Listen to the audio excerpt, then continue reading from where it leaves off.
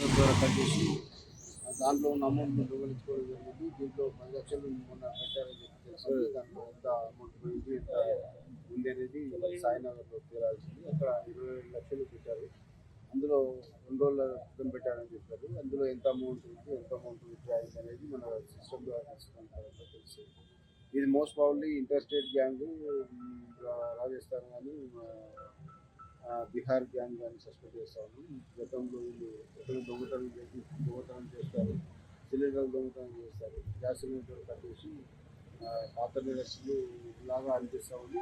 Police టీంలను పంపించాం. ఖచ్చితంగా Creta కార్లో వచ్చారు. క్రేటా కార్లు ఎక్కడ దొంగలించి మోస్ట్ ప్రాబబ్లీ వాళ్ళు గత నేరాల అనుభవాల దృష్టిలో ఎక్కడో దగ్గర ఆ క్రేటా కార్లు దొంగలించుకొని వచ్చినట్లు గతంలో ఉన్న ఇన్ఫర్మేషన్ ప్రకారంగా